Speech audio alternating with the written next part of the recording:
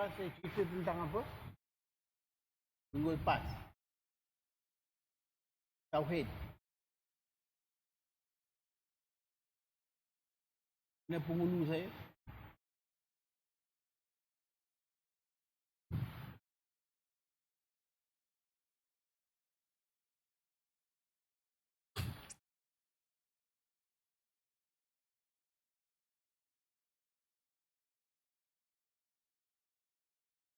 Kejap.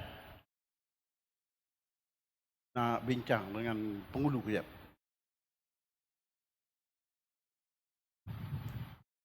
Minggu lepas apa main? Takluk ilmu. Oh, takluk ilmu. Assalamualaikum warahmatullahi wabarakatuh.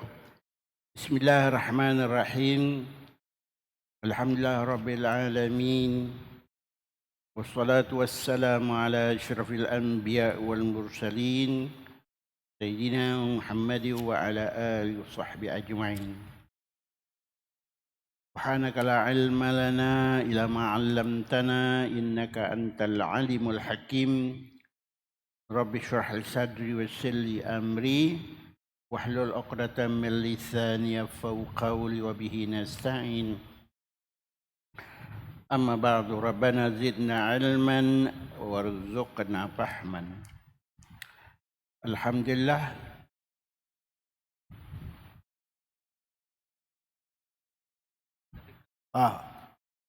minta maaf kerana hari ini saya dah set saya punya kepala dengan kitab Tauhid ni.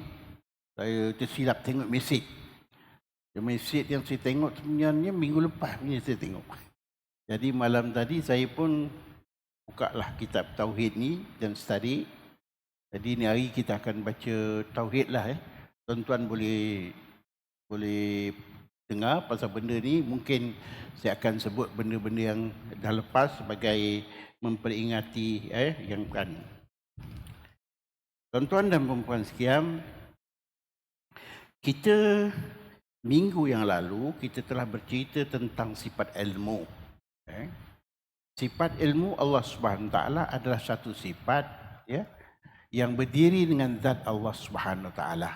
Ilmu sifat berdiri dengan zat Allah Subhanahu Taala, sifatun qadimatun qaimatun bi zatihi ta'ala al-qadimah. Sifat yang ada, bukan tak ada, sifat ada, berdiri dia dengan zat Allah Subhanahu Taala, sekadim zat Allah Subhanahu Taala. Maksudnya ketika Allah Subhanahu Taala ada, saya tak boleh tentukan bila, memang dia ada, semula jadi, adanya dengan sendirinya. Ini menjadi akidah kita. Ketika dia ada, sifat ilmu ini ada sama. Kerana sifat ilmu itu sifat yang mesti ada pada zat.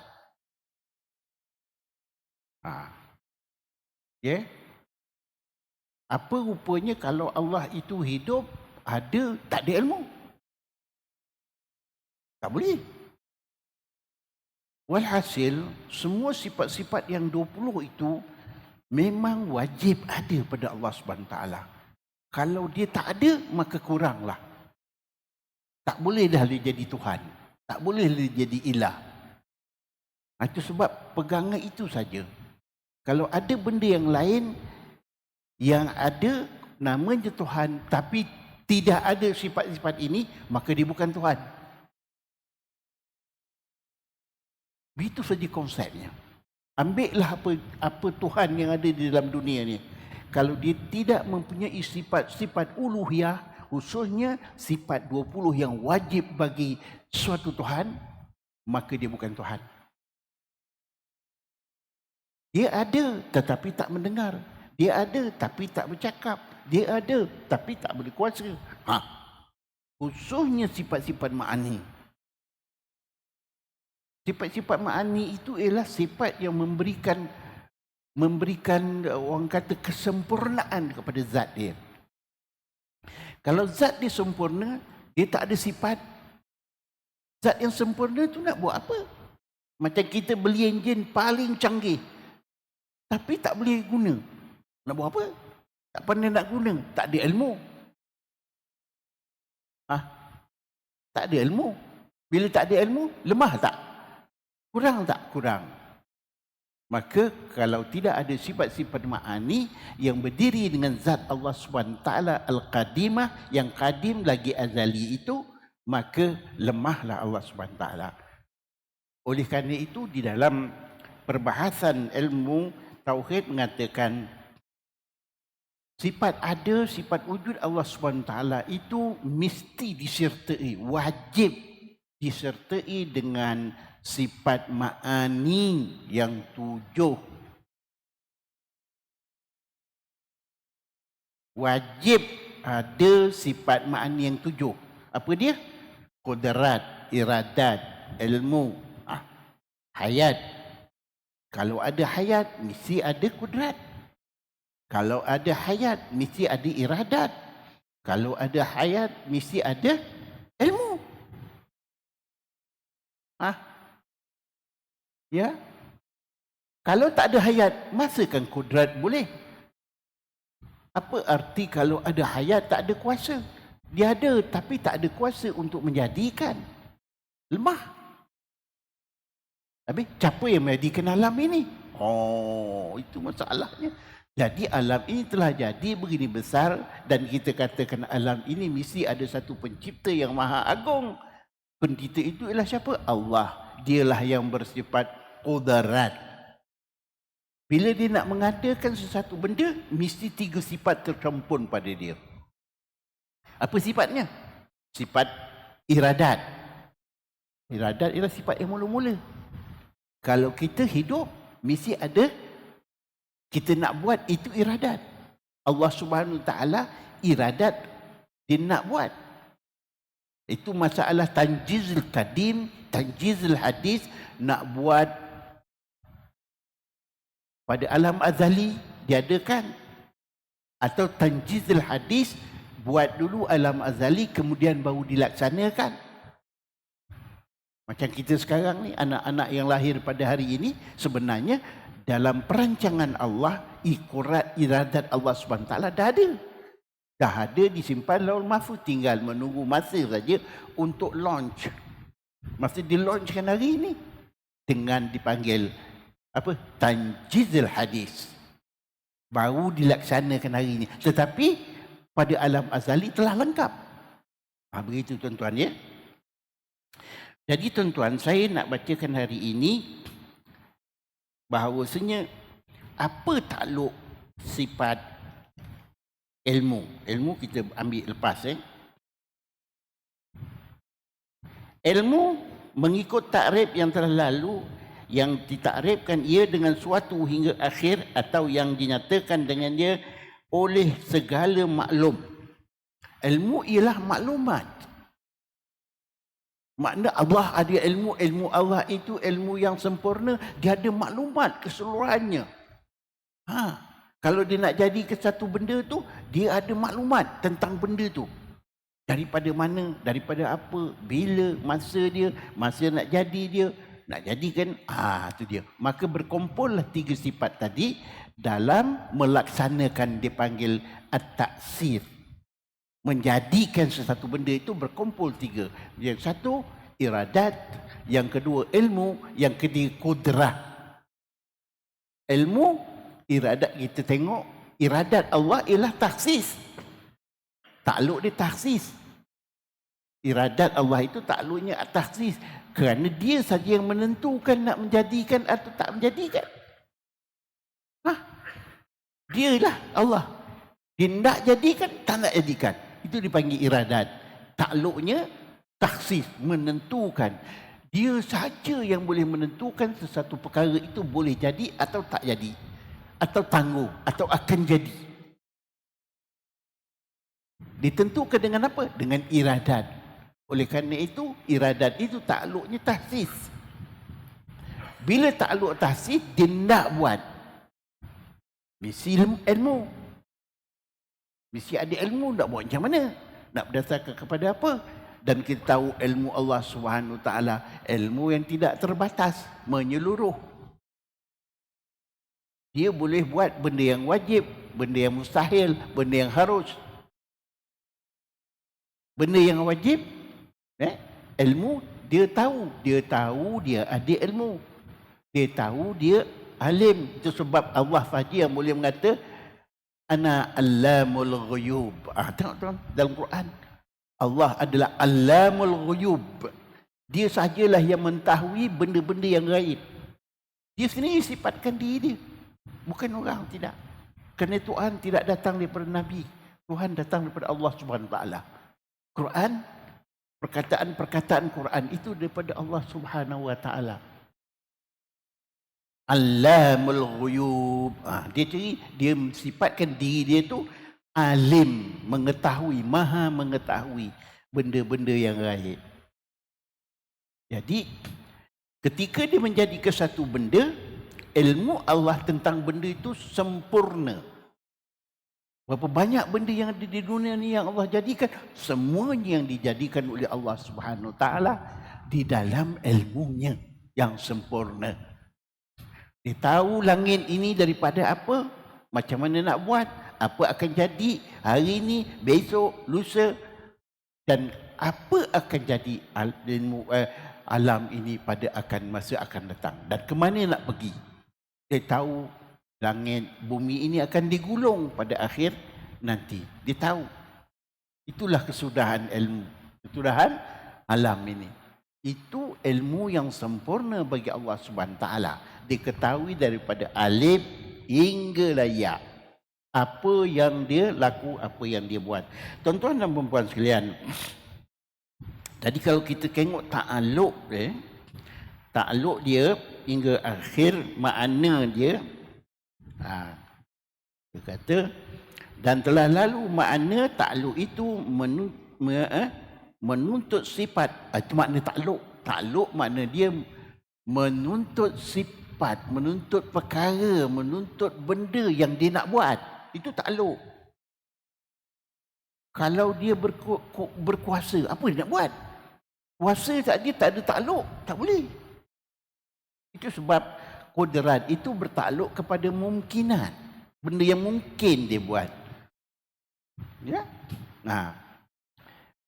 Daripada diri ia dengan zatnya, dan takluk ia pelbagai takluk tanjizil kadim. Tanjizil kadim. Ya? Makna ilmu ini tanjizil kadim. Allah mempunyai ilmu dalam menjadikan sesuatu daripada alam azali dulu. Dia buat sesuatu dengan ilmu dia. Di alam azali. Bukan ilmu baru. Kita semua baru. Kita ada ilmu tak? Ada. Kita berkuasa tidak? Ada. Kita melihat tidak? Ya. Tapi penglihatan kita yang pertamanya penglihatan yang kurang, tak sempurna, bergantung kepada peralatan, dan peralatan ini berfungsi sekaligus ke? Tak, berperingkat. Allah tak, Allah bercakap daripada alam azali. Kita bercakap tak? Bercakap. Tapi berperingkat dengan menggunakan mulut. Kemudian cakap kita pula berperingkat. Mula-mula lepas tu lepas tu baru makan. Baru boleh sebut makan. Mama, baba, berperingkat. Yang lepas tu bertambah-tambahlah. Saya nak makan. Nah, itu maknanya ilmu kita ini muktasabah. Ilmu yang dikuasai secara berperingkat. Ilmu Allah tidak. Dia ilmu yang qadim lagi azali, seazali zat Allah SWT. Begitu juga sifat-sifat maknawi ini berdiri dengan zat Allah SWT, sekadim zat Allah SWT. 7 sifat itu wajib berdiri dengan zat Allah SWT. Oleh kerana itu tuan-tuan, orang yang kufur dengan sifat ma'ani, orang yang tak percaya dengan sifat ma'ani, hukumnya kafir. Tetapi orang yang tidak percaya, tidak yakin dengan sifat ma'nawiyah, tidak. Kerana dia asas. Apa artinya kalau Tuhan itu hidup, zatnya sempurna, dia tidak boleh bercakap? Dia tak ada kuasa, tak ada mendengar, tak ada melihat. Tentu dia bukan Tuhan. Tuhan mesti sifatnya sempurna. Oleh kerana itu,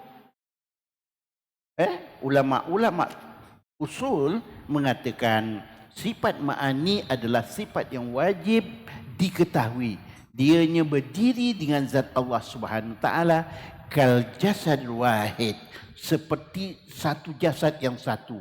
Bila Allah itu ada, mesti dia hidup. Bila Allah itu ada, mesti dia mendengar. Bila Allah itu ada, mesti dia melihat. Bila Allah ada, mesti dia berkata-kata. 7 sifat tu. Tak boleh kurang, tuan-tuan. Aku percaya Allah ada, tapi aku tak percaya dia melihat. Kufurlah dia. Apa artinya kalau Allah ada, dia tak boleh melihat?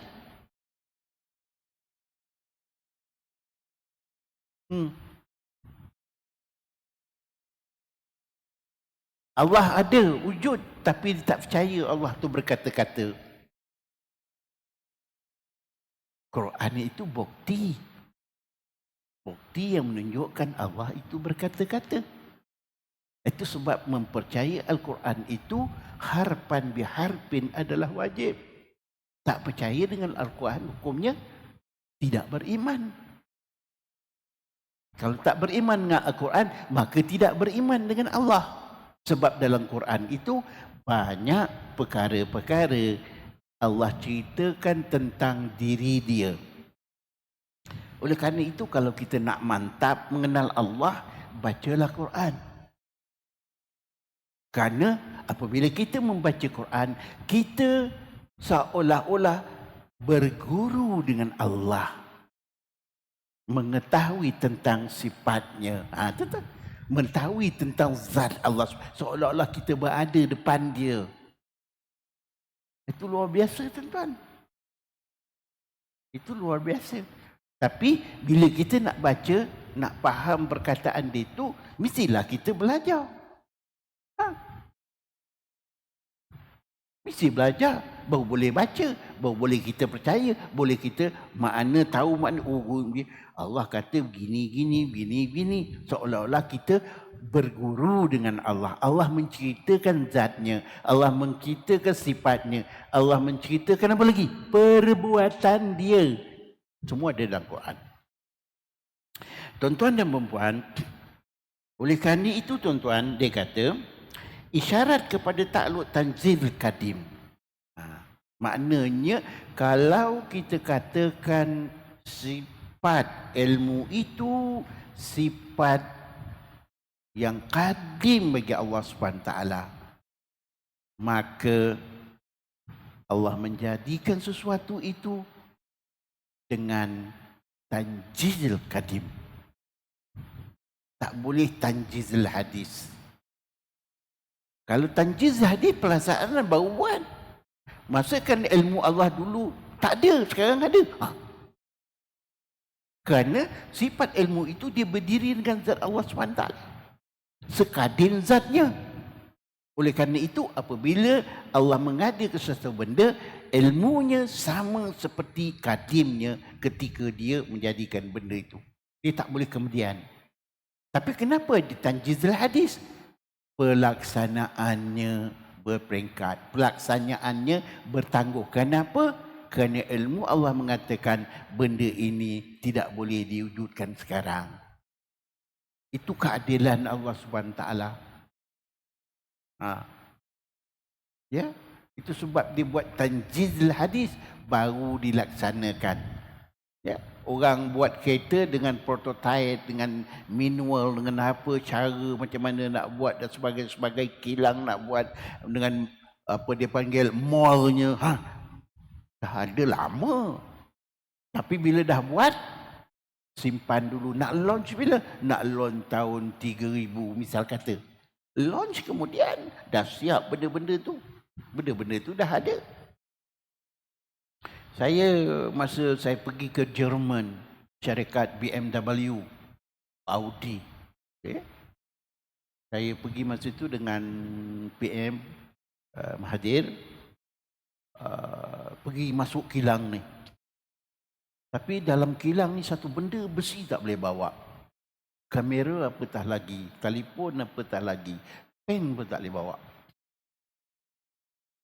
Dia tunjukkan BMW yang akan keluar tahun 2030, 2050. Ada. Itu manusia tu tuan-tuan. Manusia ada kelemahan, boleh berperancangan begitu. Masa kan mesti pula lebih sempurna Allah SWT jika dia membuat sesuatu lebih dulu dan akan launch kemudian. Maka itu adalah ilmu Allah Subhanahu wa taala. Baik. Dia kata isyarat kepada takluk tanzil kadim iaitu takluk yang dengan suatu dengan perkara perbuatan pada azali dan tiada bagi ilmu itu melainkan takluk tanzil kadim. Ilmu Allah SWT itu dia takluk je satu saja, tanzil kadim. Pasal Allah buat sesuatu dengan ilmunya di alam azali. Semua dah sedia. Semua dah sedia. Sebab tak boleh lambat. Bukan tak boleh lambat apa? Kerana berlaku, kalau Allah buat kemudian, maka berlakulah jahil. Ketika dia buat tu dia tak tahu. Ataupun dia buat dulu ada kekurangan, besok betulkan, tak boleh. Maka Allah buat dulu, lepas tu ada kekurangan, betul. Jahil Allah SWT. Allah tidak begitu. Dia buat sekali, rap, dengan sesempurna yang tidak boleh digambarkan manusia. Walaupun kereta itu manusia yang buat paling sempurna, tetapi Allah telah mengadakannya di alam azali lebih sempurna. Itu kena faham begitu tuan-tuan. Kita untuk mengelakkan apa? Untuk mengelakkan kita bersifat angkuh sombong dengan kekuasaan dan ilmu Allah SWT. Ilmu kita ini terbatas. Sebab Allah kata dalam Quran, ilmu kamu itu kalau dicelupkan jarum ke dalam lautan dan diangkat, air yang ada pada jarum itu ialah ilmu kita. Tetapi lautan itu ilmu Allah Subhanahu Wa Taala. Kenapa mesti berhusnuzan begitu, yakin begitu? Kerana kita mengatakan ilmu Allah itu ilmu yang sempurna, ilmu kita ini ilmu muktasabah, ilmu yang kita pesaka dengan cara beransur-ransur, sudah pasti ilmu itu kurang, tidak sempurna. Walaupun kita kata dah paling sempurna. Baik tuan-tuan. Melainkan takluk tanjizil qadim, maka tidak baginya takluk suluhul qadim. Tak. Kalau suluhul qadim itu lain. Suluhul qadim itu mengikut kehendak Allah nak mengadakan benda itu sesuai. Boleh adakan. Tapi dia nak adakan tak adakan, itu dia. Masalah kedua. Itu suluhul qadim. Tapi tanjiz pelaksanaan benda itu pada masa qadim lagi. Dan tanjizul hadis begitu juga. Tanjiz hadis ini benda yang baru dilaksanakan. Bersalahan bagi orang yang menyangka bahawa ilmu itu ada takluk suluhul qadim, kerana jika ada yang demikian itu nescaya lazim di atas Allah SWT itu bersifat dengan jahil. Itu tuan-tuan. Dia tak buat tak sempurna. Tetapi kalau tanjizul qadim, Allah berhimpun 3 sifat besar padanya. Sifat apa? Sifat iradat Allah, kehendaknya yang asal, kehendak dia saja yang memberi bekas, sempurna kehendaknya. Kemudian ilmu Allah yang sempurna, ilmu Allah yang maha sempurna. Kemudian kodratnya, kemampuan Allah SWT untuk menjadikan benda itu berdasarkan 3 combine sifat tadi.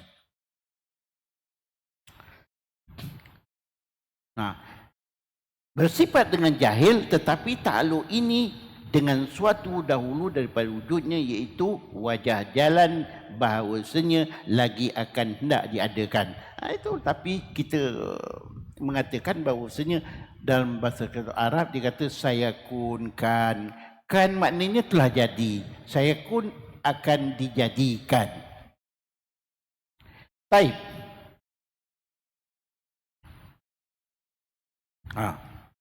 Ini satu cerita yang menggambarkan bahawasanya ilmu Allah itu bersifat tanjizil qadim. Tanjizil qadim. Okey. Cerita ini melalui apa? Melalui cerita. Kita dalam Islam ada beberapa hadis yang Nabi ceritakan. Contoh, Saidina Umar pernah bertanya kepada Rasulullah, "Ya Rasulullah, saya amat tertarik dengan cerita-cerita orang Yahudi. Cerita Bani Israel dalam kitab dia menceritakan keagungan Bani Israel. Dan saya begitu tertarik dengan cerita itu." Nabi kata apa? Adakah kau ragu dengan Islam? Adakah engkau ragu dengan agama yang kau anuti sekarang ini? Maksudnya, Nabi tak kasih percaya kitab orang Yahudi. Itu kitab Injil yang betul, kitab Taurat yang betul. Apatah lagi kitab Taurat, Injil yang ada sekarang ni langsung tak boleh dipercayai. Jauh kita boleh percaya perkataan orang Yahudi. Perancangan-perancangan Yahudi ialah untuk kebaikan, bukan kebaikan manusia, nak menindas manusia. Faham? Kebebasan dicadangkan oleh Yahudi. Adakah dia betul-betul kebebasan? Dia ikut tak kebebasan? Human right. Betul ke dikeluarkan oleh orang Yahudi? Betul ke dia berpegang dengan human right? Kalau dia berpegang dengan human right, kenapa dia bunuh orang Palestin? Kenapa di perang Palestin? Dia suruh kita ikut, tapi dia tak ikut. Itu sebabnya Allah murka kepada orang Yahudi. Salah satu sifat Yahudi yang buruk yang Allah benci, dia kata sami'na wa ataina. Kami dengar bahawasanya hak asasi manusia ada sebut dalam Quran, tetapi kami tak ikut. Dia suruh kita ikut. Ni yang kita gila-gila nak ikut ni. Hak manusia, hak asasi manusia tak boleh kacau, pondan tak boleh tangkap. Orang mengandung tak boleh tangkap, tak boleh bercarakan. Itu hak dia, kebebasan dia. Tuan-tuan, dia yang membawa resolusi kebebasan manusia di PBB. Kita pun sign memorandum tu. Tapi dia adalah orang yang melaksanakan memorandum tu? Tidak. Di mana-mana dia menentang kebebasan manusia dan mengungguli hasrat dia. Kalau dia benar-benar mengikut hak asasi manusia, kenapa dia merampas tanah Palestin? Tanah Palestin tu daripada dulu hak orang Palestin. Orang Yahudi ni tanah asal dia di mana? Khaybar. Tanah asal dia di mana? Di Iran. Itu asal dia. Itu sebab orang Iran tu orang Majusi. Persia. Dia adalah orang Yahudi asalnya.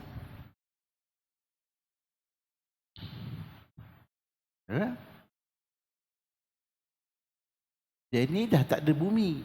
Dihalau orang sana sini. Kerana Allah benci kat dia. Kat dia. Ingat, siapa juga yang akan dibenci oleh Allah, dia akan dihalau daripada bumi Allah ini. Ingat. Palestin sebab dihalau daripada tanah dia kerana mengingkari perintah Allah. Bangga, sombong, angkuh dengan keturunan dia. Maka Allah halau dia. Tak ada bumi dia. Lari sana, lari sini. Cari tanah. Dapat tanah Palestin. Kenapa? Kerana kelemahan orang Islam. Orang Palestin lemah. Bukan Yahudi kuat. Tidak. Yahudi ni biasa tidak mendapat apa-apa pertolongan daripada Allah daripada dulu.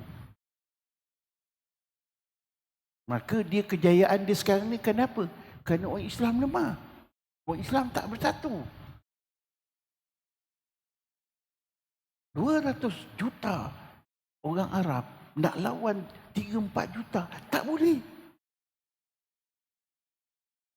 Kalau di satu, Mesir ada 80 juta. Saudi tak apalah, sikit. Syria, Jordan, Lebanon, Libya, Maroko, lebih 200-300 juta ada. Tapi Israel yang sebanyak itu tak boleh. Kenapa? Kerana mereka itu bergaduh sesama sendiri. Saudi dengan Jordan tak baik. Tak baik. Sebab apa? Raja Saudi tu, Saud tu, dia merampas tahta kerajaan Malik Hussein. Mekah tu dulunya di bawah takluk Jordan. Dia memberontak dengan dibantu oleh British. British bantu dia. Beri senjata. Gulingkan Malik Hussein. Jadi dia melantik. British yang melantik dia sebagai raja tu. Sampai sekarang dia tak baik. Tak baik dengan Jordan. Pasal tanah Mekah itu adalah di bawah takluk Jordan dulu. Mana nak baik tuan-tuan? Masing-masing berperang sama sendiri, perang sama sendiri. Dia kata tak betul, dia kata tak betul, dia kata dia betul. Itu sebabnya tuan-tuan lihat sekarang ini. Ya? Palestin kena serang. Siapa yang beria-ria? Malaysia, Indonesia. Bentuk jawatankuasa, bentuk itu macam mana nak buat. Semalam Menteri Luar Negeri kita pun pergi berbincang di Indonesia macam mana nak usahakan supaya ada gencatan senjata. Tapi negara Arab, apa dia buat? Tak ada apa buat. Tak tahulah saya, mungkin dia buat senyap-senyap. Dia senyap-senyap berpakat dengan Yahudi lagi ada. Tuan-tuan. Tuan-tuan dan puan sekalian, itu takluk sifat ilmu. Baik. Kemudian tuan-tuan, saya nak cerita sikit tentang pertanyaan tadi. Pertanyaan ni, cerita ni nak menggambarkan bahawasanya Allah melakukan, membuat sesuatu perkara itu di alam azali. Kemudian dia akan maintain benda tu. Sampailah alam kiamat. Cerita bermula seorang syekh, guru, orang alim mengajar. Nama dia Syajari. Syajari ni orang alim. Dia mengajar macamlah memberi tazkirah, baca ayat Quran. Sampailah satu masa dia mengajar tentang satu ayat yang tersebut di dalam Al-Quran surah Ar-Rahman ayat 29. Tuan-tuan boleh tengok. Bismillahirrahmanirrahim. Kullu yaumin huwa fi sya'n. Ini surah Ar-Rahman. Maksudnya kulla yaumin, Allah tiap-tiap waktu ia di dalam pekerjaannya, urusan dia. Apa urusan Allah? Mengawasi apa yang dijadikan. Mengawasi apa yang dibuat. Apa yang dibuat oleh Allah? Allah menjadikan langit dan bumi dan menjadikan semua seisi langit dan bumi. Termasuklah kita manusia yang berakal fikiran, yang tak ada akal fikiran. Ya, yang masuk ada akal fikiran jin, syaitan, manusia ada akal fikiran. Malaikat ada akal fikiran. Kejadian malaikat tak sama kejadian kita. Malaikat terjadi daripada nur. Oleh kerana itu dia tidak boleh dilihat. Banyak kajian telah dibuat. Ya, nak kaji tentang malaikatnya ada ke tidak.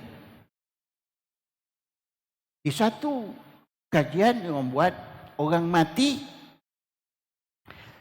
dalam Quran kata apabila orang mati, malaikat akan datang. Maka kerja dia macam mana? Dia buat satu alat yang boleh mengesan dalam kubur bila orang ni mati. Tak dapat jumpa malaikat. Tak dapat. Kerana dia jadi dia percaya. Cahaya boleh dilihat tidak? Nur, bukan nar. Nur ni cahaya yang lembut. Tak boleh dikesan. Ada tak? Ada. Malaikat ada. Ada. Kerana mana kita percaya malaikat ada? Allah ada sebut dalam Quran. Dan percaya kepada malaikat adalah salah satu rukun iman. Tak boleh tak percaya. Ada malaikat tak? Ada.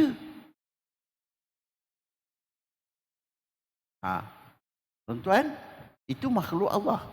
Allah yang menjadikan semua makhluk yang bentuk ada dengan jasad dan dengan yang ada tak ada bentuk jasad. Semua itu makhluk Allah. Jadi dalam ayat ini dia kata kulla yaumin huwa fi sya'. Allah ni apa dia buat? Inilah ayat ini, Tok Guru ni tengah mengajar ayat ni, tiba-tiba dia kata mencipta dan mentadbir makhluk. Allah mencipta, membuat dan mentadbir. Bukan saja dia buat. Oleh kerana itu Al-Khaliq Rabbul Khaliq. Atau kita nak anukan Al-Khaliq pencipta, Rabb pentadbir. Tuhan yang mencipta dan mentadbir. Alhamdulillahi Rabbil Alamin. Maha suci Allah. Segala puji bagi Allah yang mencipta dan mentadbir alam ini. Alam ni apa? Yang ada ni lah. Selain daripada Allah SWT. Dia bukan saja mencipta tetapi mentadbir. Jadi tuan-tuan, Tok Guru ni sedang mengajar kullu yaumin huwa fi sya'n. Dia bercerita, memberi tazkirah. Dia kata Allah SWT ini bukan saja mentadbir, bukan saja membuat benda ni, tetapi dia mentadbir. Hari-hari ditadbirkan benda ni. Punyalah kuasa Allah SWT. Berapa ada manusia tuan-tuan? Berapa ada pokok? Berapa ada alam jamadat? Berapa ada alam arwah? Berapa ada alam nur? Berapa ada alam nar? Semua ditadbir, semua dijadikan oleh Allah SWT dan ditadbirkannya. Di antara pentadbiran itulah melihat tiap-tiap satu benda ni. Dia buat benda kadim tapi ditadbirkan mungkin nak jadikan hari ini. Itu ditadbirkan. Ditadbirkan oleh Allah, bukan dia buat baru. Tak. Dia mengadakan benda yang dah ada, benda yang dah jadikan dulu. Dipanggil tanjizul hadis. Benda dah pada azalinya telah ada, tetapi pelaksanaan dia baru. Pelaksanaan dia bertempoh. Tuan-tuan dan puan sekalian, Yang ini dia dalam pekerjaan yang dinyatakan di atas semua ilmunya. Dia mentadbir semua benda itu mengikut ilmu yang dia buat. Mengikut manual yang dijadikan benda itu. Faham tak? Kalau orang buat benda, teknologi, buat peti ais, buat apa, dia buat benda itu, manualnya, prototipenya dah ada. Dia akan tadbir mengikut manual, mengikut prototype yang telah dibuat. Dia tak akan ubah. Itulah ilmu Allah. Kerana dia sungguh pun dibuat di alam azali, tetapi ilmunya meluruh. Dia tahu besok akan datang orang perlu kepada aircon. Dunia ni akan jadi panas. Maka Allah dah mencipta aircon. Mengikut ciptaan Allah, ada aircon ni, cuma pelaksanaannya kemudian. Maka diberikan ilmu itu, meleleh ilmu itu kepada pakar-pakar. Pakar-pakar mendapat ilmu itu melalui apa? Muktasabah. Muktasabah maknanya dengan kajian. Tetapi ilmu itu di sisi Allah telah ada tak? Ada. Kalau ilmu di sisi Allah tak ada, maka tak akan jadi. Tak akan jadi. Tak akan boleh. Kerana ilmu yang kita dapat ini ialah ilmu Allah SWT. Cuma kita merangkak mencari ilmu itu dengan muktasabah, dengan diusahakan oleh manusia. Kita jumpa. Ilmu itu memang ada. Ilmu itu ialah maklumat. Maklumat itu memang terkandung di dalam tiap-tiap benda. Kayu ni ada maklumat dia. Apa kayu ni? Dia ni begini, dia ni begini. Besi, maklumatnya apa? Keras. Maklumat besi, dia tak tahan dalam air. Itu maklumat besi yang dijadikan oleh Allah SWT di alam azali. Jadi kita ni merangkak mencari ilmu itu. Maka pakar-pakar mencari, rupanya besi ni tak boleh kena air. Maka dicarilah satu teknik untuk bagaimana nak menahan besi daripada air berkarat. Maka galbani. Faham tak galbani? Disadur dia dengan timah. Itu besi galbani. Zinc galbani. Tapi zinc sekarang tak ada galbani lagi. Saya pernah dulu masa muda, pernah keluarkan satu dawai bergalbani. Ada saduran biji, ada saduran timah padanya. Dia buat pagar tu kira-kira 20-30 tahun dulu. Dalam tanah jumpa, masih baik, tak berkarat. Tapi sekarang ni kalau nak buat besi-besi bergalbani, zinc bergalbani, kosnya tinggi. Pasal biji timah pun dah tak ada. Tin-tin tu semua bergalbani. Disadur dengan timah. Tetapi sadurannya nipis. Itu dia. Tahanlah untuk apa? Kalau sardin tu sebelum tempoh expired dia. Kalau dia buat tahan sardin tu 20 tahun, tutup kedai. Tutup kilang. Maka dia kena buat kadar galbani dia tu nipis. Sekira-kira boleh sampai tarikh expired dia. Tahu sebulan lepas expired lah. Lepas expired tu sebulan, tin tu akan berkarat. Habislah tempoh ketahanan dia. Tak boleh pakai. Itu sebab tuan-tuan kalau kita pergi kedai, kita tengok barang-barang dalam tin kena tengok. Nombor satu, tengok tarikh expired dia. Yang kedua, nak tengok tin itu selamat tidak. Jangan tin itu kemek. Sebab bila dia kemek, galbani itu akan hilang. Bila galbani itu hilang, karat akan masuk. Tuan-tuan, itu kena tengok. Itu sebab kalau kita beli barang-barang ampau ke, hari raya ke, hadiah hari raya ke, nak hati tuan-tuan. kebanyakan dimasukkan barang-barang yang akan luput tarikhnya. Kerana benda tu tak boleh simpan di rak supermarket. Sebab nak tunggu laku sebulan. Sedangkan tarikh expired dia nak habis. Baik dia keluarkan. Jual dengan harga murah, kita beli, orang pakai. Lepas itu, nasib engkau lah. Tu kalau kita beli ampau apa tu, ini hadiah-hadiah ni lah yang raya ni apa semua ni. Nak tengok. Kadang-kadang dia beri kodel. Kodel pun dah nak habis expired masanya. Dibalut dengan baik, digam dengan baik.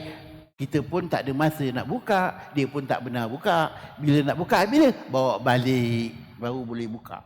Bila buka, tengok rupanya 10 hari lagi akan habis tarikhnya. Yang penting dia dapat duit, barang dia laku. Yang kita, engkau punya pasal lah.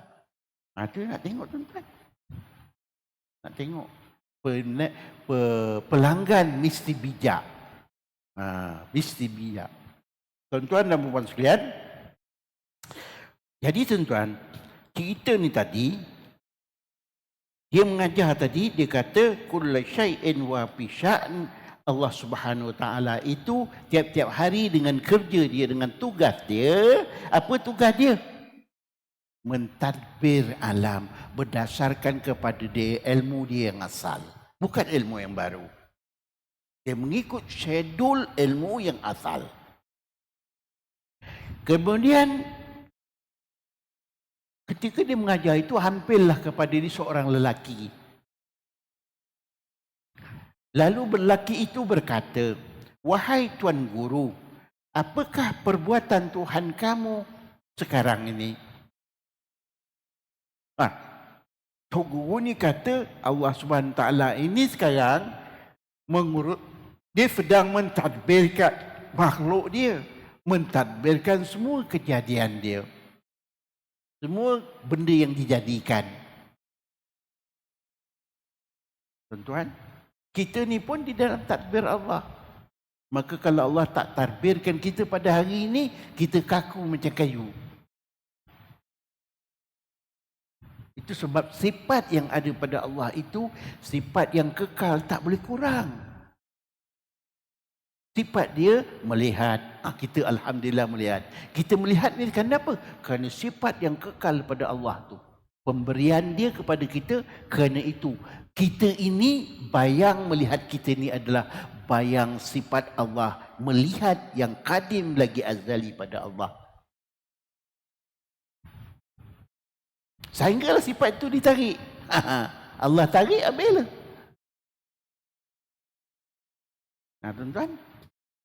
Itu yang ditadbir. Supaya dia jaga.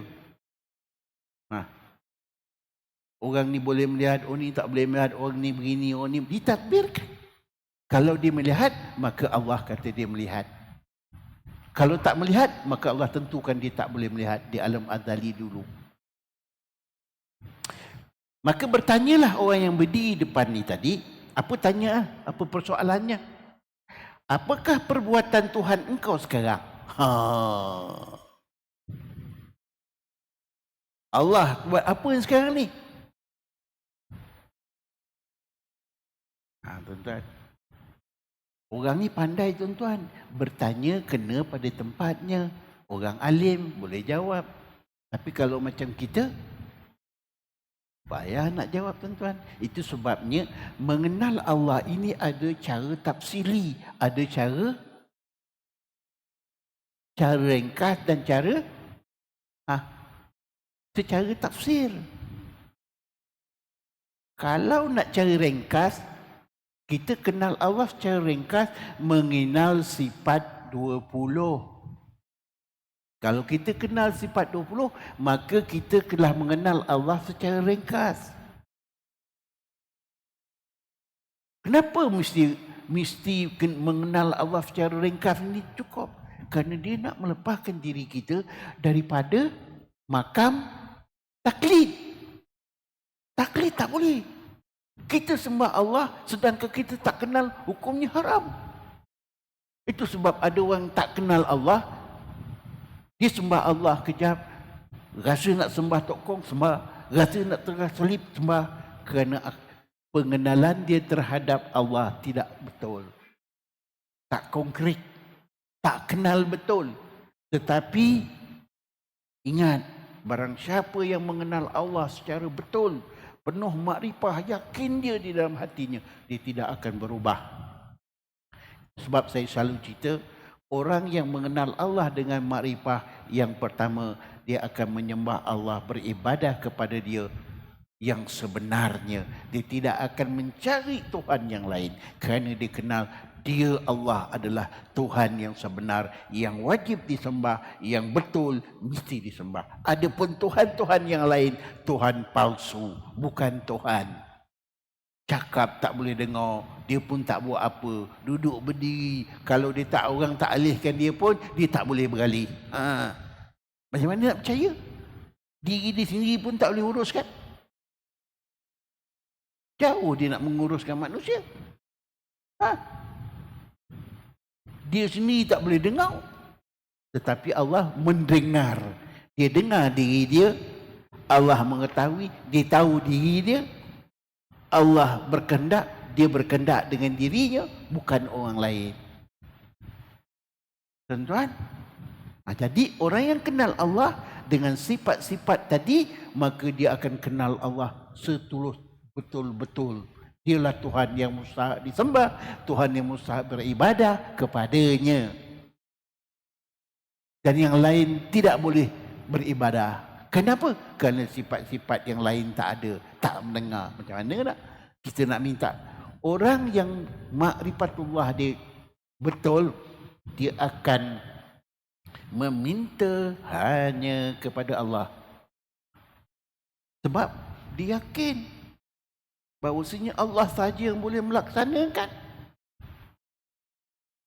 Yang lain tak boleh.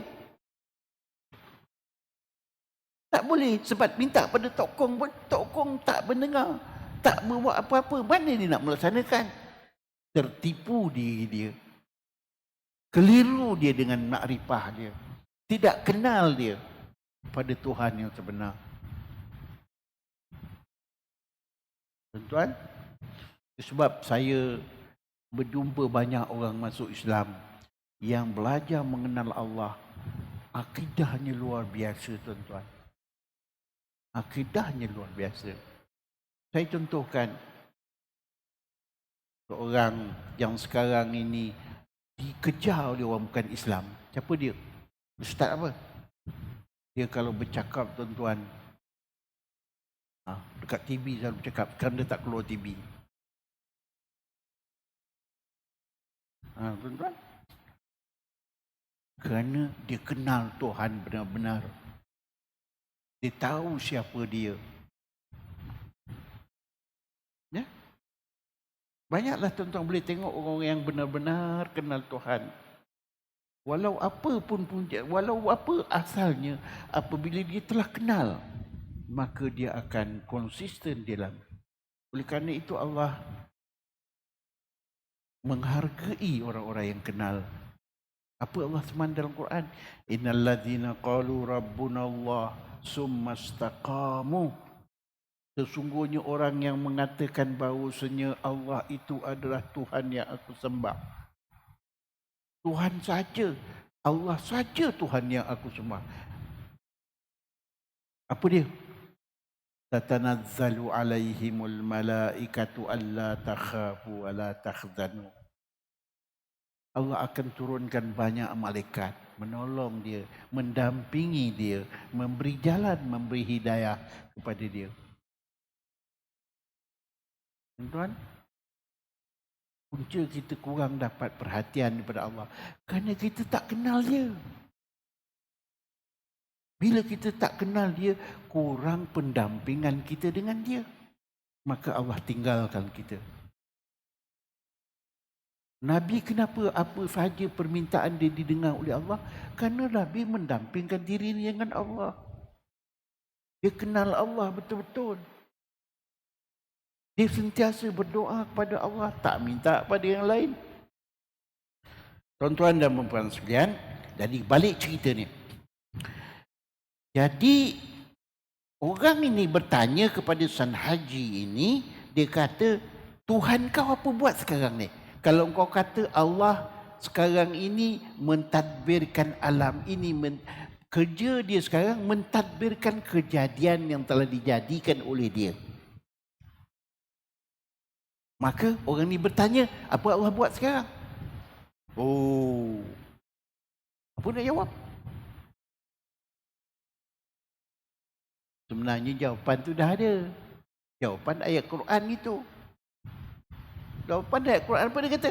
Wahwa Allah SWT, apa dia kata? Kulla yaumin wa fi sya'nin.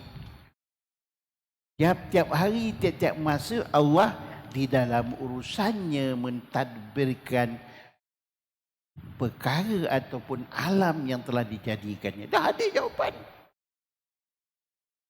Tapi orang ni nak bertanya. Tapi dia bertanya pun kena pada tepat.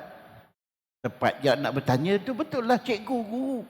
Tapi malangnya San Haji ketika dia bertanya ni dia tak dapat jawab. Dia pun tak tahu, tak berani nak jawab. Ya? Itu sebab jawab semua soalan ni bukan mudah tuan-tuan. Kata Ustaz Idrus, saya kalau mengajar beratus orang soal. Beratus orang soal dia kan. Masa diberi katakan 45 minit. Saya akan jawab benda yang senang je. Benda yang susah saya suruh dalam laci. Itu merendah dirilah ya. Siapa pun begitu.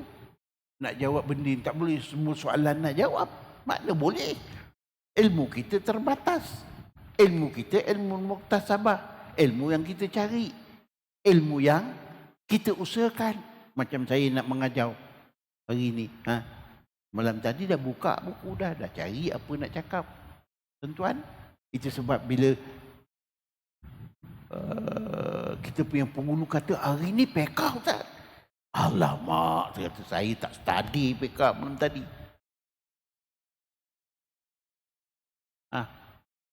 Jadi batal ke pekah malam? Kalau benda yang saya baca ada maklumat. Itu ilmu muktasabah, ilmu yang dicari. Kalau saya nak mengajar pekah, saya akan buka pekah. Malam tu saya buka baca. Satu-satu saya teliti apa benda. Ya, setakat yang saya mampulah. Itu dia.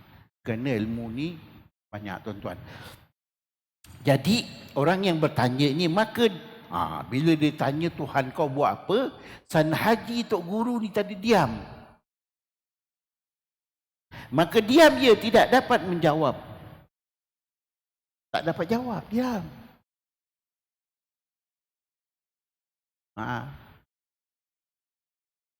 Sampailah habis kelas. Wallahu a'lam bissawab. Baliklah. Bila dia balik, Tok Guru ni dalam keadaan duka cita. Kenapa? Orang kata dia ni alim. Alim makna tahu. Dah terbukti sekarang tidak alim. Tak tahu. Alim kita ini alim dengan ilmu yang muktasabah. Ilmu yang kita cari. Bukan ilmu laduni. Ilmu yang Allah berikan pada kita. Siapa dia yang dapat ilmu laduni? Tak semua orang. Ini salah seorang yang mendapat ilmu laduni. Orang yang bertanya ni. Tuan-tuan dan perempuan, maka San Haji balik malam tu, dia tahu dia lemah, tak ada ilmu. Kalau kita tahu kita ada kurang, apa nak buat? Cari. Minta pada yang orang berilmu. Siapa orang yang berilmu? Allah. Siapa kalau kita kurang duit? Susah penghidupan kita. Nak minta pada siapa? Nak duit? Jangan pergi ke alung. Mintakan Allah sambil berusaha. Pergi ke alung dia bukan memudahkan lagi, menyusahkan kita. Lagipun Allah tak suka sebab alung itu beriba. Jangan. Jangan. Kerana itu bukan menyelesaikan masalah. Dia menambah masalah penghidupan dan menambah masalah perhubungan kita dengan Allah Subhanahu Wa Taala. Jadi kalau kurang duit, rezeki tak banyak, cari Allah. Kerana dia bersifat dengan ghani, kaya. Perbendaharaannya tidak pernah kurang. Makin bertambah, makin bertambah. Walau satu dunia, satu alam ini mengurik. Memohon Allah laksanakan semua permintaan manusia di dunia ini supaya menjadi kaya. Allah boleh buat. Boleh dia buat. Tapi kita minta salah tempat, jadi miskin lah kita. Minta pada yang tak kaya. Minta pada Alung. Alung tu dia nak cari kekayaan, bukan dia nak beri orang kaya. Itu sebab kita jadi miskin. Kita pula bagi duit kita kat dia. 10 RM10, bayar RM12. Kaya tak dia? Kita menyusahkan diri kita kerana kita memohon tidak kena pada tempat. Allah dia kaya. Semula jadi. Dia nak sifat kaya yang kepada Allah tu adakah untuk dia? Saya nak tanya tuan-tuan, Allah tu kaya, ghani. Adakah kekayaan dia tu untuk diri dia? Tidak. Tidak. Dia kekayaan itu untuk manusia, untuk hamba-Nya, supaya kita boleh meminta dengan dia. Dia alim, maha mengetahui. Kita tak tahu. Untuk memberi peluang kepada kita memohon kepada dia ilmu, pengetahuan, kepahaman, hidayah. Itu sebab dia alim. Itu sebab dia kaya. Kalau dia Tuhan tak kaya, maka kita macam mana nak minta? Ke siapa nak minta? Kita akan minta pada orang lain yang kaya. Jadi sudah ada dua permintaan. Sudah ada dua Tuhan. Jadi itu sebabnya Allah tu dikata semua yang ada pada zat Allah, pada sifatnya adalah sempurna yang tidak ada sama dengan makhluk. Kalau kita kata kita ini rahim, maka Allah lebih rahim. Kita belas kasihan, maka Allah lebih belas kasihan. Kalau kita kata dengan kita beri makan itu katakan kita rahim, maka Allah lebih rahim. Allah beri makan orang yang taat pada dia. Allah beri makan orang yang derhaka kepada dia. Tengok berapa rahmat dia. Siapa yang beri makan kepada orang yang menderhaka kepada Allah? Orang kafir yang maksud ni. Allah. Dia beri makan, dia rahmat kepada orang yang taat kepada dia. Dia juga memberi rahmat yang sama kepada orang yang derhaka kepada dia. Maka yang rahim siapa? Kita ke Allah? Allah Subhanahu Wa Taala. Tuan-tuan. Baik. Jadi orang ni tadi bertanyalah. Dia kata, apa Tuhan kau buat sekarang? Berdasarkan kepada ayat Quran tadi. Maka San Haji tak dapat jawab. Tak dapat jawab, dia balik, dia berasa duka cita kerana tak boleh jawab. Guru ni, kalau orang bertanya dia tak dapat jawab, dia rasa tak sedap hati. Kalau nak tundukkan diri, katakan kita ini lemah, maka kita mencari. Kalau kita nak senang, alah, dia itu bertanya nak menduga aku. Apa kita dapat? Apa guru dapat? Tak dapat apa-apa. Tapi kalau dia rojok kepada asal, aku ni lemah, Allah sahaja yang maha mengetahui. So ada jalan untuk kita mencari. Jalan untuk kita mencari ilmu. Yang apa? Yang mesti ada ilmu ini pada Allah kerana dia alim. Maka dia balik dalam keadaan duka cita. Nabi memberitahu kepada kita, ya, kalau kita hidup ini di dalam keadaan kekurangan, jangan lupa cari yang maha sempurna. Apa pun, kalau kita kurang duit, tak cukup rezeki, jangan cari along, jangan cari ceti, jangan cari bank. Usaha dan mohon kepada yang maha kaya. Jadi sang haji ni dia tahu ni, dia lemah. Tetapi yang maha kaya, yang maha berilmu ialah Allah. Apa dia buat? Dia balik, dia menyerah diri kepada Allah SWT. Dia semayang, bangun malam, tasbih banyak-banyak, beristighfar. Mungkin kelemahan itu berpunca daripada kelalaian dia, kecuaian dia. Kerana ilmu banyak tuan-tuan. Kerana tuan-tuan pun belajar daripada kecil sampai tua. Tapi beramal bagaimana?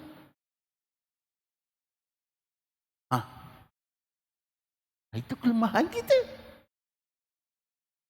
Kerana ilmu ini akan memberikan hidayah, memberikan manfaat kepada kita jika kita belajar, tahu dan beramal dengannya. Jadi sang haji itulah. Dia balik, dia tahu kelemahan dia, mungkin ada kesilapan dia, mungkin ada kelemahan dia dan sebagainya. Mungkin dulu dia tak cari ataupun sebagainya. Maka malam dia semayang, mengingati Allah, beristighfar, memohon kepada Allah, ya Allah, Engkaulah yang maha mengetahui, aku tidak tahu, aku tidak ketahui. Kita tahu di benda yang sikit sahaja daripada Allah SWT. Apa yang kita belajar, kita tahu. Kadang-kadang apa yang kita belajar, kita pun tak faham. Kerana tabiat ilmu ni tuan-tuan, kata Imam Syafi'i, kalau engkau serahkan semua perhatian engkau, diri engkau, akal engkau, perasaan engkau, hati engkau, semua diserahkan untuk mendapat ilmu, engkau akan dapat sedikit saja ilmu. Tak dapat semua.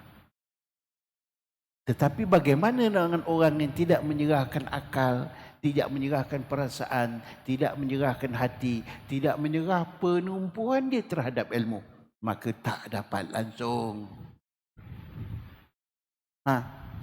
Itu sebabnya ada beza di antara orang yang mendengar, mata tegak tengok, macam tuan-tuan mata tegak semua tu kan. Maknanya dia ada perhatian. Buka matanya, buka akal, buka minda, buka hati dia untuk menerima ilmu. Tetapi ada orang lelap mata, lebab minda, hati pun tutup, habis cerita. Balik apa yang dia dapat? Tanyalah diri sendiri.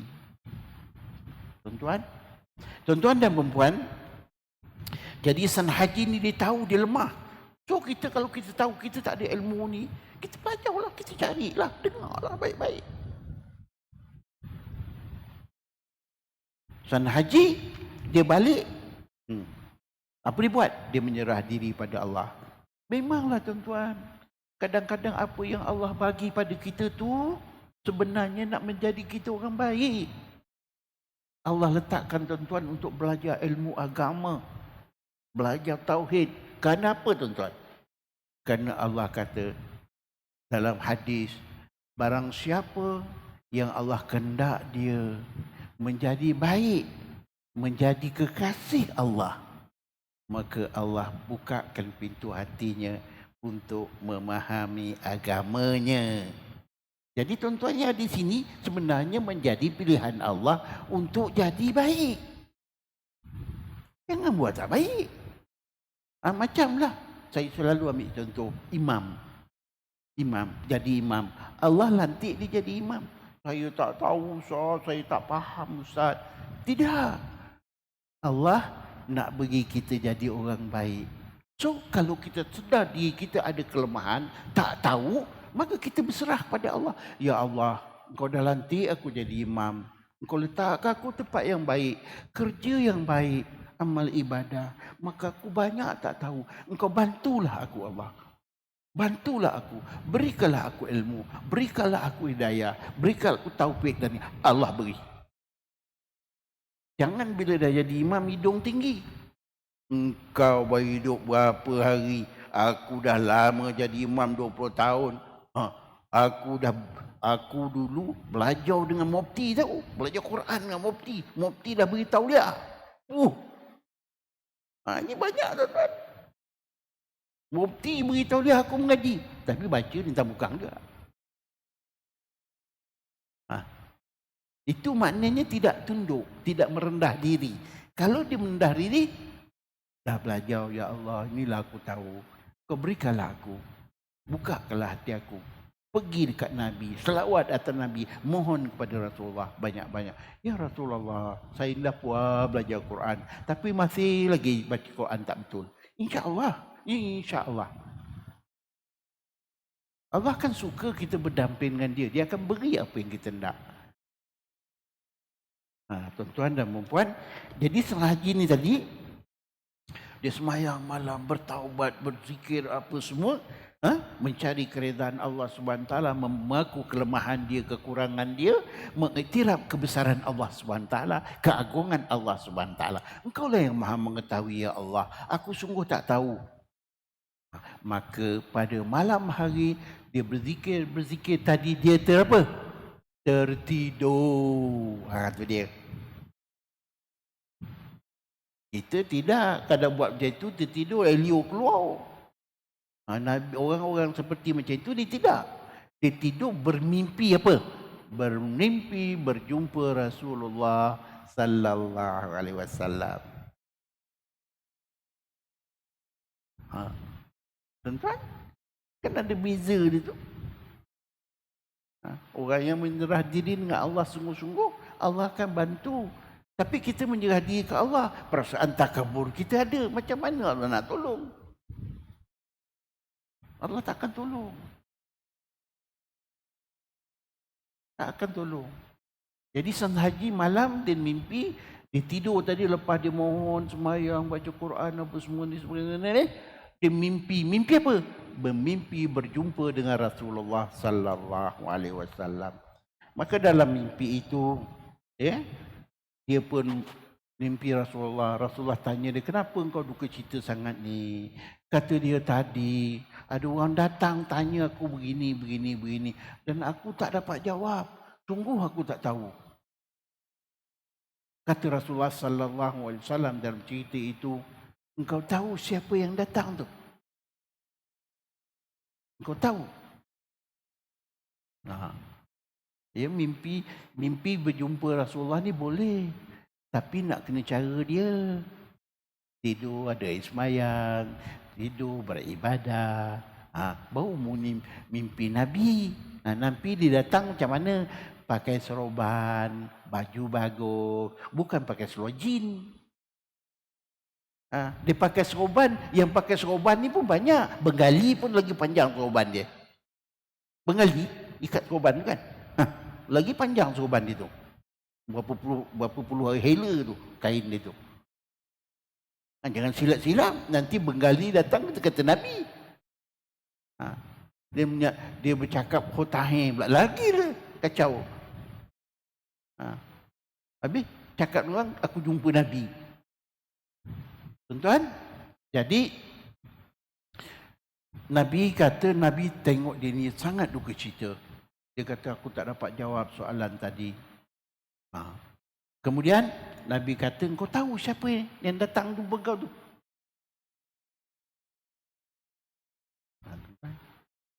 Maka Nabi memberitahu, yang datang jumpa kau itu ialah Nabi Allah Khidir alaihi salam. Khidir alaihi salam. Nabi Allah Khidir, dia mempunyai ilmu laduni. Ilmu laduni. Bacalah cerita dalam surah Al-Kahfi. Itu ilmu laduni. Dia ajak Nabi Allah Musa berjalan, jumpa perahu, ditebuknya. Betul tak? Dalam cerita surah Al-Kahfi. Tapi Nabi Allah Khidir ni tadi, masa Nabi Allah nak ikut dia, dia kata aku nak belajar, ada syarat. Ini syarat menuntut ilmu, tuan-tuan. Dia kata apa? Engkau boleh ikut aku, tapi apa yang aku buat engkau tak boleh tanya kenapa. Nabi Allah Musa ni tak sadar, tak perasan. Maka bila dia bernaik perahu, jumpa perahu, ditebuk perahu tu. Diterbuk perahunya, dia kata engkau telah membuat satu kerja yang buruk, memecahkan harta orang. Jangan, kau kan dah janji tak mau tanya. Tak apa. Pertama kali tak apa. Jalan-jalan lagi, sampai 3 kali kan. Ada orang jemput dia makan, dia tak mau pergi. Kemudian dia jumpa apa?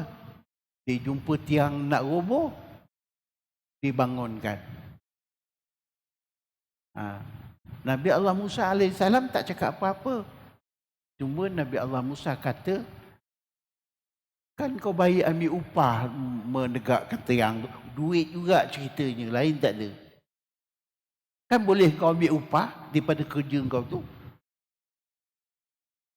Habis Nabi Allah Khidir pun marah. Sampai di sini sajalah.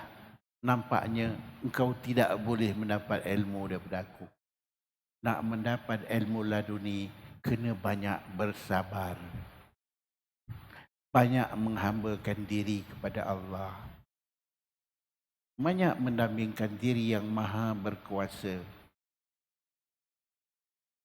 Kalau kita nak dapat fadilat-fadilat ini, maka kita kena rasa kurang baru dapat. Kalau kita menyombong, macam mana nak dapat? Kita maha tahu, kita maha kaya. Lepas tu nak minta dengan Allah, takkan Allah dah beri kau maha kaya. Aku ni bodoh ya Allah. Maka Allah beri. Pasal kita hamba dia. Tapi kalau kita dah maha mengetahui, dah mengalahkan Allah, takkan dia nak tolong kita. Atau kadang-kadang dia bagi juga, namanya istidraj. Ya? Macam orang kafir tu pandai, tetapi sebenarnya dia tu istidraj. Allah nak membinasakan dia dengan apa yang ada pada dia. Tuan-tuan dan puan-puan, jadi dia kata, demikian itu bertanya ia akan Nabi SAW. Dia bertanya, orang tu bertanya ke aku macam ni. Dia kata, apa? Apa Tuhan kau buat sekarang?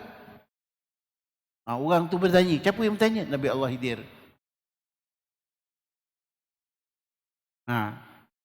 Bertanya engkau itu ialah Khidir alaihissalam, bahawa ia akan kembali. Kau tahu, orang tu akan datang kat engkau lagi.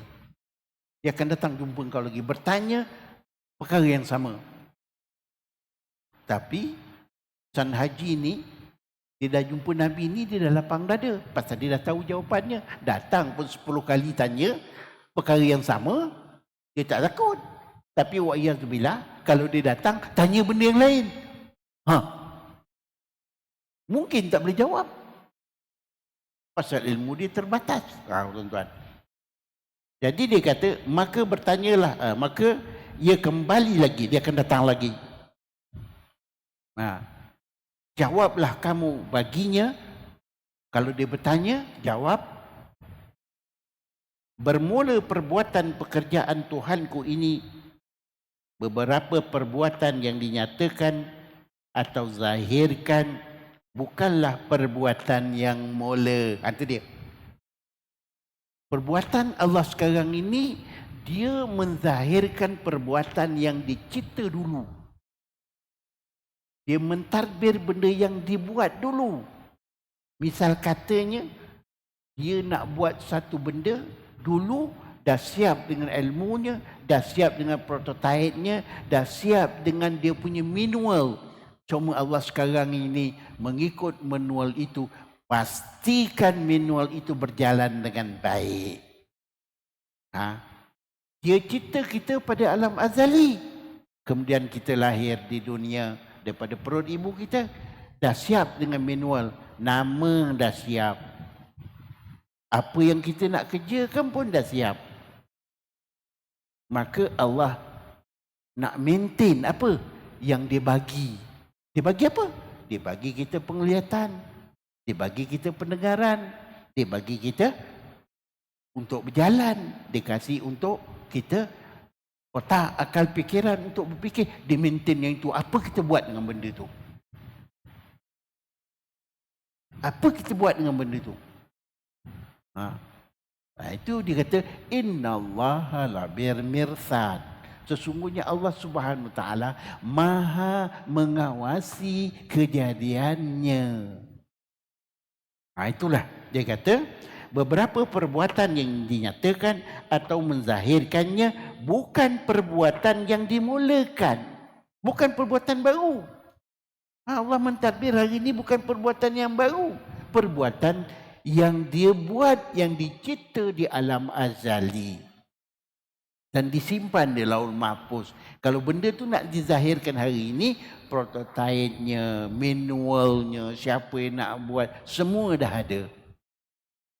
Tinggal hari ini nak apa? Nak launch saja. Tuan-tuan faham tu ya? Yang ini menzahirkan akan barang yang ditaklukkannya oleh ilmu pada alam azali dan tidak dimulakan dengan pengetahuan daripada segala perkara yang dijadikan itu. Bukan mula, bukan buat baru. Kerana ilmu Allah itu kadim ya, tidak ada baru, tidak ada lama ya. Ilmunya kadim, sekadim zat dia. Ya? Dan ilmu itu juga akan kekal hingga hari kiamat. Tak ada kurang, tak ada kekal hingga hari kiamat. Kerana ilmu Allah itu sempurna di alam azali. Dia tak boleh kurang.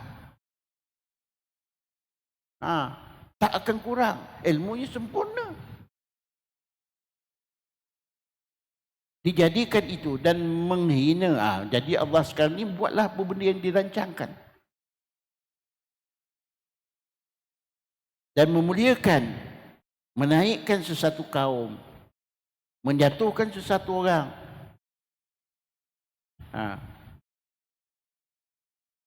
Maka apa? Sana haji selepas dia Nabi Allah Khidir beritahu jawapan tu, gembiralah hatinya. Sana haji. Oh tuan-tuan, bila kita menerima seperti macam itu, bersyukur sangat. Kerana kita mendapat layanan yang baik. Daripada siapa? Daripada Nabi, daripada Allah Subhanahu Wa Taala. Kenapa? Kerana kita minta betul pada tempatnya. Kita minta saja dapat. Taib. Maka datanglah. Kemudian disukalah. Gembiralah hatinya. Maka datanglah yang bertanya, yakni yang Abi Haidar itu kepadanya semula. Maka diulangnya pertanyaannya sekali lagi. Maka jawapannya dijawab oleh San Haji dengan jawapan yang diajar oleh Nabi sallallahu alaihi wasallam di dalam mimpinya itu. Lalu berkata ia. Siapa berkata? Nabi Allah Khidir. Nabi Allah Khidir ni dikatakan para ilim ulama di antara orang yang hidup belum mati. Berapa orang yang hidup belum mati?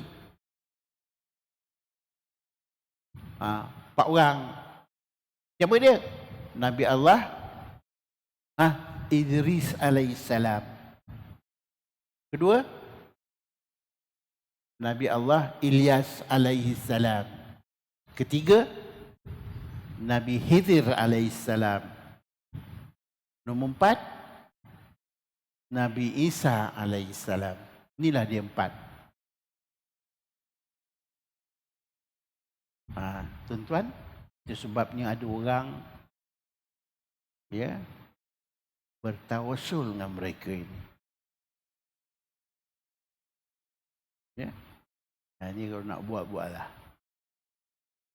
Bertawasul dengan Nabi Allah Idris, ila hadratin Nabi Muhammad sallallahu alaihi wasallam wa alihi al-kiram wa ashabil azam, thumma ila ulama wal fuqaha wal muhaddisin, thumma ila arwahi syuhada wal salihin, thumma ila arwahi jami' awliya, jami' wali-wali, khususan wali aktab. Siapa dia wali kutub? Wali kutub ada 4. Satu, Syekh Abdul Qadir Jailani. Yang kedua, Syekh Ahmad Ar-Rifai. Ketiga, Syekh Ahmad Al-Badawi. Yang keempatnya, Syekh Hasan Sazali. Ini wali kutub lah.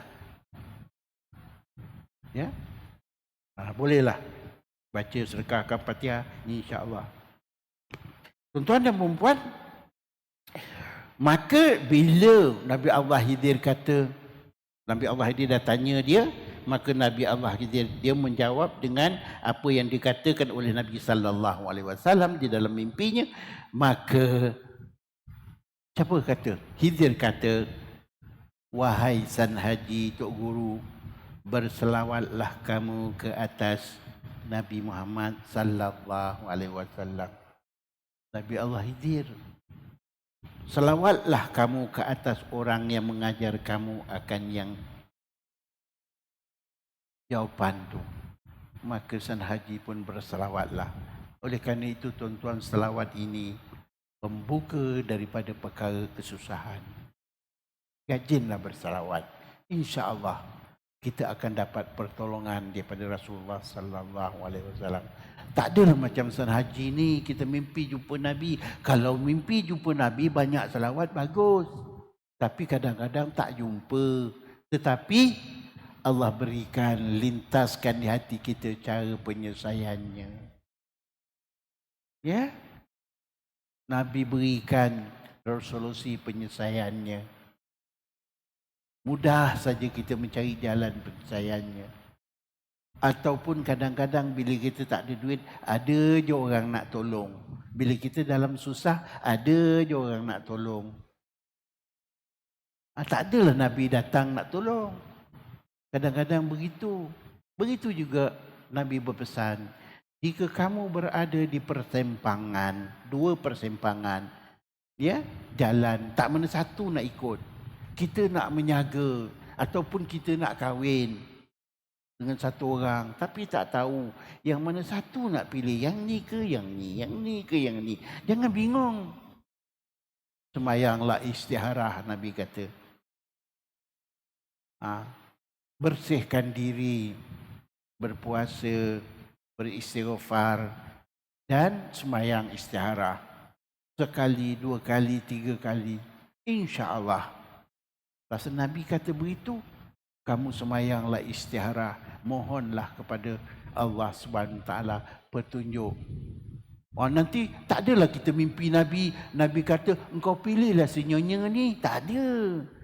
Tak berlaku macam tu. Tak. Yang berlaku selalu ialah Allah akan permudahkan jalan kita dengan sinyonya. Nampak senang je nyonya ni, nampak bagus je dia. Yang satu lagi tu kadang-kadang kita minta dalam istiarah kita, ya Allah engkau jauhkanlah aku daripada dia. Maka jauhlah dia daripada kita. Maka zahirlah benda-benda yang tak baik. Kita jumpa dia berkawan dengan orang. Macam-macam. Itu maknanya jangan teruskanlah. Jangan teruskan. Kalau teruskan, maka rosaklah jadi. Allah dah tunjukkan kat kita. Kadang-kadang perhubung kita dengan si nyonya ni makin baik, keluarga makin baik, rezeki makin bertambah, ibadah kita makin baik. Bertunang makin bagus, pangkat naik. Itu petanda-petanda yang baik.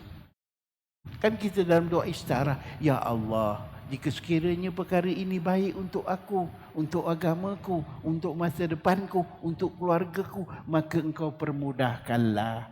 Jika sekiranya perkara ini tidak baik untuk aku, tidak baik untuk agamaku, untuk keluarga aku, masa depanku, maka kau jauhkanlah dia daripada aku. Itu minta kita. Ini kadang-kadang tidak, tuan-tuan. Allah dah tunjukkan tak baik, nak juga. macam satu kes pada saya dulu. Dia bertunang. Dia bertunang. Tak tahu nak pilih, nak ambil ke ni, tidak. Ambil, tidak.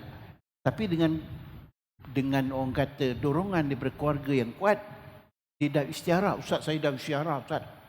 Baguslah. Apa nampaknya? Nampaknya macam bakal isi saya ni makin loklak.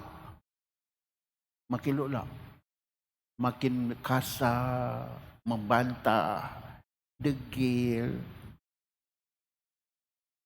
Tapi keluarga okey. Isteri ni tadi makin tak mengikut cakap.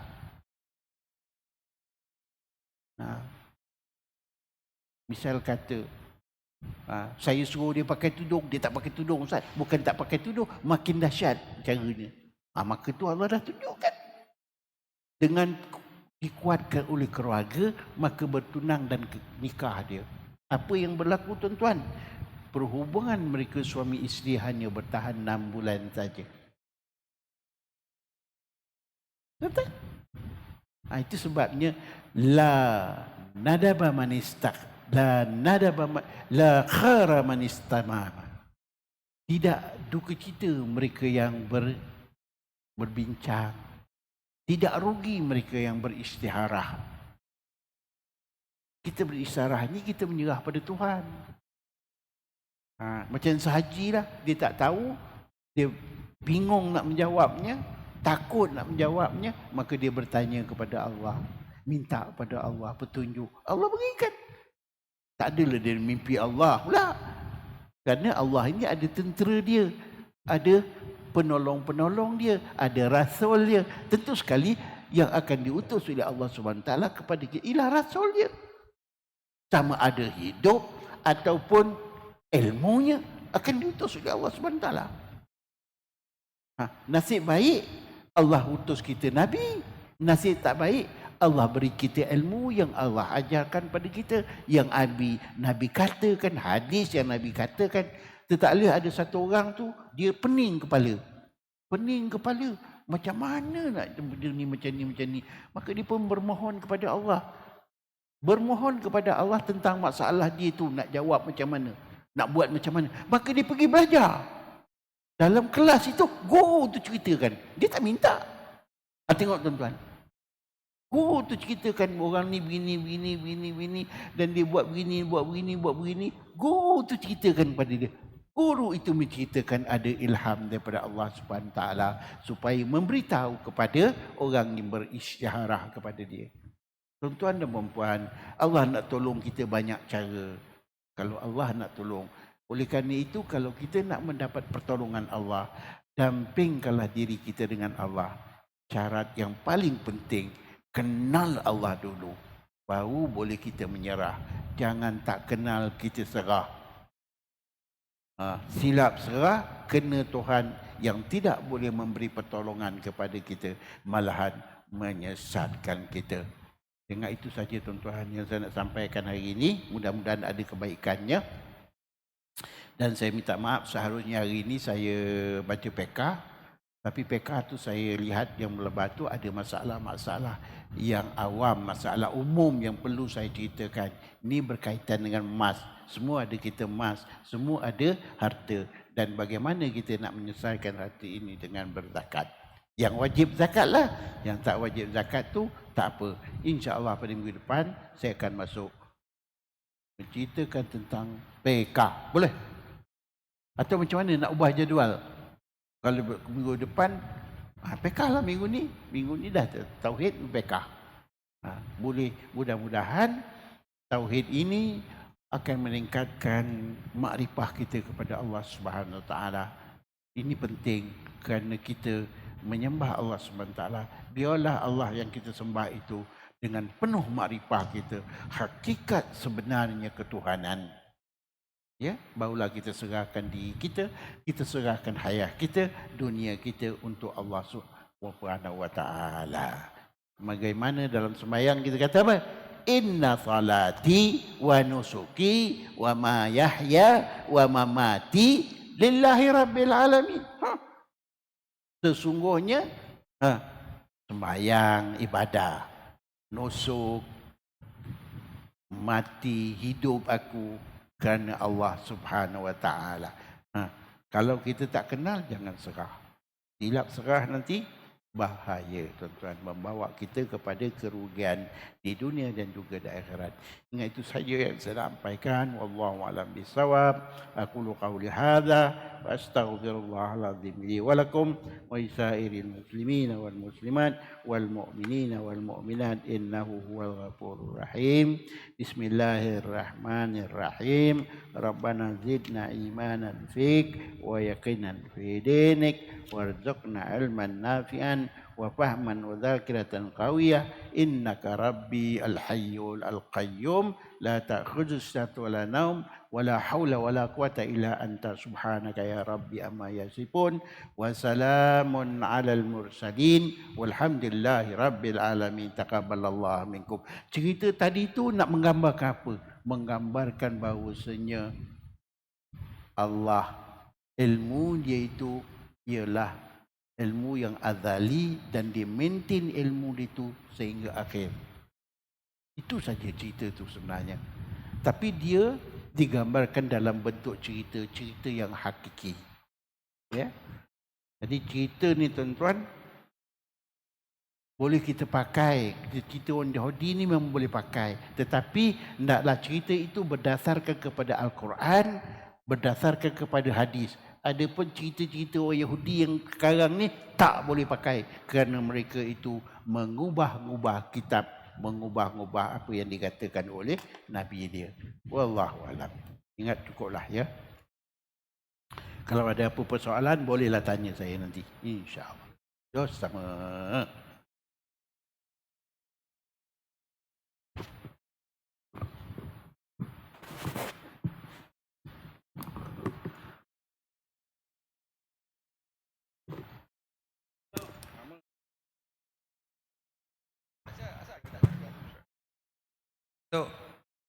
Tok, ada orang minta tolong tanyakan, dalam keadaan sekarang ni bumi